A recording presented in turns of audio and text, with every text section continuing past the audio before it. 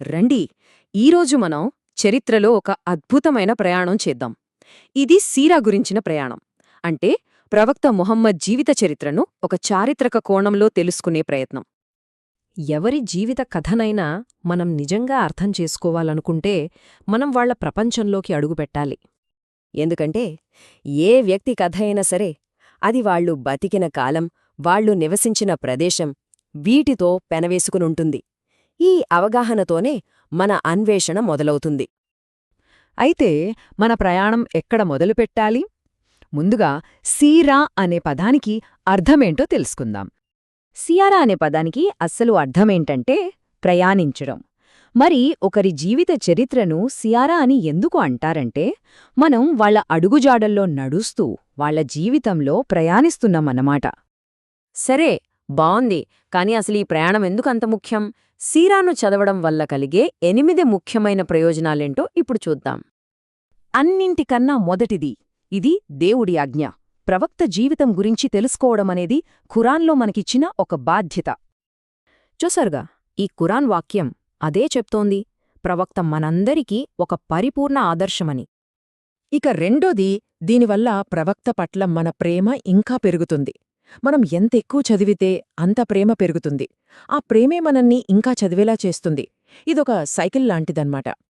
మూడోది, సీరా చదవడం వల్ల ఖురాన్ మనకు ఇంకా బాగా అర్థమవుతుంది. ఉదాహరణకి సూరా అద్-దుహా ఉంది కదా, అది ప్రవక్తను ఓదార్చడానికి వచ్చింది. ఆ టైంలో ఏం జరిగిందో మనకు తెలియకపోతే ఆ వాక్యాల్లోని అసలు భావం మనకు పూర్తిగా అందదు. ఇక నాలుగో ప్రయోజనం, ఇది మనలో ఆశను నింపుతుంది.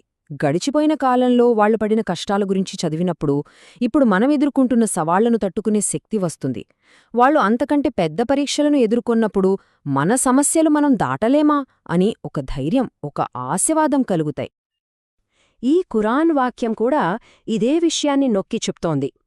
పాత ప్రవక్తల కథలు మనస్సుకి ధైర్యాన్ని, విశ్వాసాన్ని ఇస్తాయని ఇది మనకు స్పష్టంగా తెలియచేస్తోంది. ఐదవది ఏంటంటే, సీరానే ఒక అద్భుతం. నిజంగా ఒక సాధారణ వ్యక్తిగా మొదలై ప్రపంచాన్నే మార్చేసిన ఆయన ప్రయాణం చూస్తే అది ఆయన ప్రవక్తృత్వానికి ఇంతకంటే పెద్ద నిదర్శనమేముంటుంది అనిపిస్తుంది. గొప్ప పండితుడైన ఇబ్న్ హజ్మ్ కూడా ఇదే అన్నారు. ప్రవక్తకు ఆయన జీవితం తప్ప వేరే ఏ అద్భుతం లేకపోయినా సరే ఆయన దేవుడి ప్రవక్త అని నిరూపించడానికి ఒక్క ఆ జీవితం చాలు అని. చూడండి ఎంత బలమైన మాటో. ఆరవది, ఇది పునరుజ్జీవనానికి ఒక పద్ధతిని చూపిస్తుంది. అంటే ఏమీ లేని దగ్గర నుండి మొదలుపెట్టి అంత పెద్ద విజయాన్ని ఎలా సాధించగలిగారు అనేది సీరా మనకు నేర్పిస్తుంది.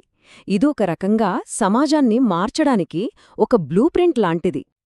ఏడవది, సీరా చదవడం అంటే కేవలం ప్రవక్త గురించే కాదు, ఆయనతో పాటు ఉన్న సహాబాల గురించి కూడా తెలుసుకోవడమే.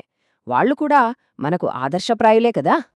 ఇక చివరిగా 8వ ప్రయోజనం, ప్రవక్త గురించి ఎవరైనా తప్పుగా మాట్లాడినా, అపార్థం చేసుకున్నా వాళ్లకు సరిగా సమాధానం చెప్పాలంటే ముందు మనకు ఆయన జీవితం గురించి పూర్తి అవగాహన ఉండాలి.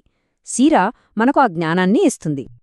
సరే, ఇప్పటిదాకా ఈ ప్రయాణం ఎందుకంత ముఖ్యమో చూశాం. మరి 1400 ఏళ్ల క్రితం జరిగిన విషయాలు మన దాకా ఎలా వచ్చాయి? ఆ జ్ఞానానికి మూలాలేంటి ఇప్పుడు చూద్దాం. సీరాను రాయడానికి ఉపయోగించిన మూలాలు చాలా ఉన్నాయి. ముఖ్యంగా ఖురాన్, హదీసులు, ఆ తర్వాత ప్రత్యేకంగా సీరా గురించే రాసిన పుస్తకాలు, ప్రవక్త లక్షణాల గురించి, ఆయన అద్భుతాల గురించి రాసినవి కూడా ఉన్నాయి. అంతేకాదు సహాబాల చరిత్రలు, మక్కా మదీనా చరిత్రలు, చివరికి ముస్లిమేతర ఖండితులు రాసిన పుస్తకాలు కూడా మనకు ఆధారాలుగా ఉపయోగపడతాయి. అంటే ఎంత విస్తారమైన సమాచారముందో చూడండి. మరి ఈ సీరాను మొదట సంకలనం చేసిన పండితులు వీళ్లే. అబానిబున్ ఉత్మాన్ దగ్గర్నుండి ఇబున్ హిషాం వరకు వాళ్ల కృషి వల్లే ఈ జ్ఞానం ఒక తరం నుండి మరో తరానికి జాగ్రత్తగా అందింది. ఇక్కడొక ముఖ్యమైన విషయం మనం తెలుసుకోవాలి. ఇబ్న్ ఇస్హాక్ రాసిన సీరతు రసూలిల్లాహ్ అనేది అసలు మొదటి చాలా పెద్ద గ్రంథం. కాని కాలక్రమేణా అందులో చాలా భాగం దొరకకుండా పోయింది.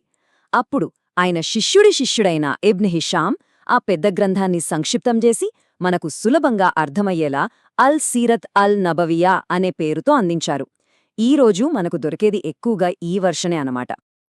సరే, ఈ ప్రయాణాన్ని సరిగ్గా అర్థం చేసుకోవాలంటే అది జరిగిన నేపథ్యం అంటే అప్పటి అరబ్ సమాజం ఎలా ఉండేదో మనం తెలుసుకోవాలి. కాబట్టి ఇప్పుడు ఇస్లాంకు ముందు అరబ్బుల వంశవృక్షం ఎలా ఉండేదో చూద్దాం. అరబ్బుల వంశాన్ని మనం 3 రకాలుగా చూడొచ్చు. మొదటిది అంతరించిపోయిన అరబ్బులు. వీళ్ళు ఆద్, థమూద్ లాంటి పాత నాగరికతలకు చెందినవాళ్లు. వీళ్లకు ఇప్పటి అరబ్బులతో సంబంధం లేదు. ఇక రెండో వర్గం కహ్తానీ అరబ్బులు. వీళ్లే దక్షిణ అరేబియాకు చెందిన అసలైన అరబ్బులు. మూడోది అద్నానీ అరబ్బులు. వీళ్ళు ఇస్మాయిల్ సంతతికి చెందినవాళ్లు. అందుకే వీళ్లను అరబిక్ నేర్చుకున్న అరబ్బులు అని కూడా అంటారు.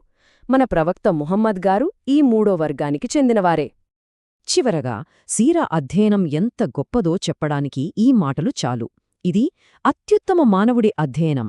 అత్యుత్తమ సమయం, అత్యుత్తమ తరం మరియు అత్యుత్తమ ప్రదేశం యొక్క అధ్యయనం. అంటే ఉత్తమమైన వాటిలోకెల్లా ఉత్తమమైన దాని గురించి మనం తెలుసుకుంటున్నాం. ఈ చారిత్రక ప్రయాణాన్ని ముగించే ముందు ఒక ప్రశ్న. కేవలం 23 సంవత్సరాల ప్రయాణం మొత్తం ప్రపంచాన్నే మార్చగలిగినప్పుడు ఆ మార్గం నుండి మనం ఈరోజు ఏం నేర్చుకోగలం? ఈ ప్రశ్న గురించి ఆలోచిస్తూ ఈ ప్రయాణాన్ని ముగిద్దాం.